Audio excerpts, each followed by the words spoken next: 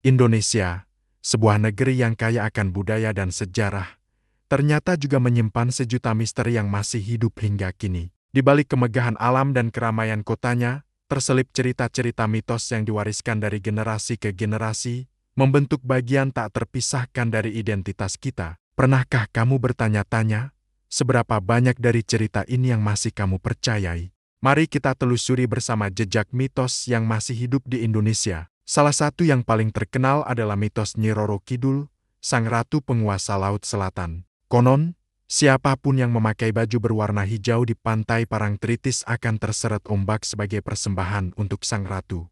Mitos ini begitu kuat mengakar sehingga banyak pengunjung yang secara sadar menghindari warna hijau saat berwisata ke sana. Legenda Nyi Roro Kidul bukan hanya sekadar cerita pengantar tidur, tapi juga sebuah pengingat akan kekuatan alam dan pentingnya menghormati tradisi lokal. Apakah ini hanya kebetulan atau ada kekuatan gaib di baliknya? Pertanyaan ini masih menjadi misteri.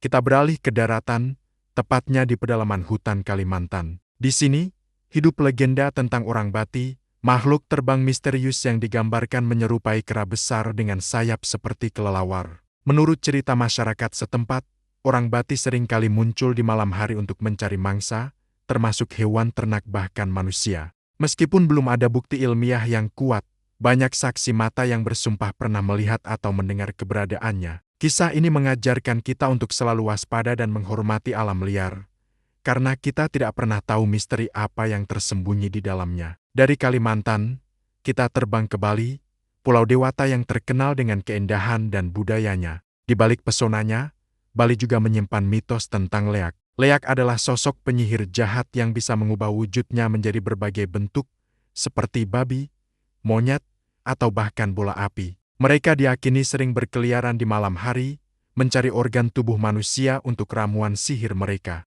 Tarian calon arang yang sering dipentaskan di Bali adalah salah satu cara masyarakat untuk menceritakan kembali pertarungan antara kebaikan melawan kejahatan yang direpresentasi oleh leak. Mitos ini menjadi pengingat bahwa di dunia ini selalu ada dua sisi, baik dan buruk.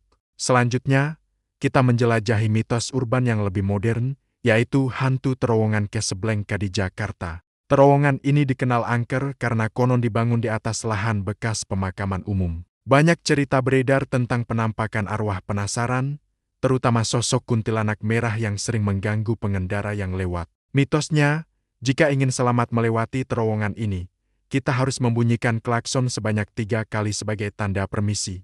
Percaya atau tidak, banyak pengemudi yang masih melakukan ritual ini hingga sekarang. Ini menunjukkan bagaimana mitos bisa beradaptasi dan terus hidup bahkan di tengah hiruk-pikuk kota metropolitan. Tidak ketinggalan, mitos tentang Gunung Merapi di Jawa Tengah. Masyarakat setempat percaya bahwa gunung ini adalah sebuah kerajaan gaib yang dipimpin oleh Eyang Merapi. Setiap kali Merapi akan meletus, konon Eyang Merapi akan memberikan pertanda melalui mimpi atau kejadian aneh lainnya. Juru kunci Merapi, yang perannya diwariskan turun-temurun, bertugas sebagai perantara antara dunia manusia dan dunia gaib. Kearifan lokal ini mengajarkan kita untuk hidup selaras dengan alam dan membaca tanda-tanda yang diberikannya. Mitos ini bukan hanya cerita, tapi juga sebuah sistem peringatan dini tradisional yang telah menyelamatkan banyak nyawa. Di Sumatera, ada legenda tentang orang pendek, makhluk primata misterius yang konon menghuni pedalaman hutan Taman Nasional Kerinci Seblat. Berbeda dengan orang bati, orang pendek digambarkan lebih mirip manusia kerdil yang berjalan tegak, dengan tubuh berbulu lebat. Banyak peneliti asing yang tertarik dan melakukan ekspedisi untuk membuktikan keberadaannya, namun hingga kini orang pendek masih menjadi misteri. Apakah ia spesies primata yang belum teridentifikasi atau hanya bagian dari folklore? Apapun jawabannya, keberadaannya menambah kekayaan misteri alam Indonesia. Dari ujung barat hingga timur, cerita-cerita ini terus hidup.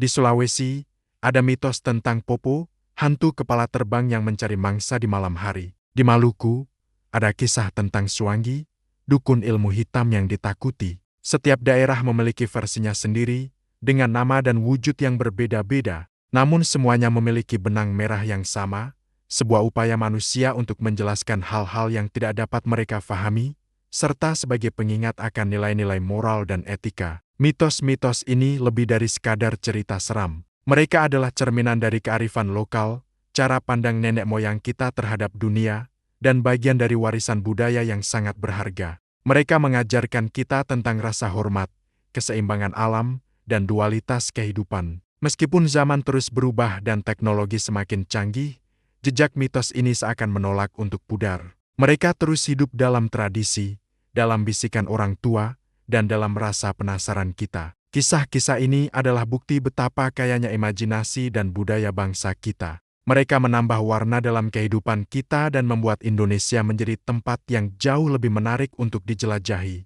Jadi, lain kali kamu mendengar sebuah cerita mitos, jangan hanya menganggapnya sebagai takhayul belaka. Coba renungkan, pesan apa yang sebenarnya ingin disampaikan dari generasi ke generasi melalui cerita tersebut. Terima kasih sudah menonton dan menjelajahi jejak mitos Indonesia bersama kami. Apa mitos yang paling terkenal di daerahmu? Bagikan ceritamu di kolom komentar ya. Jangan lupa untuk suka, bagikan, dan berlangganan saluran kami untuk konten menarik lainnya. Sampai jumpa di video selanjutnya.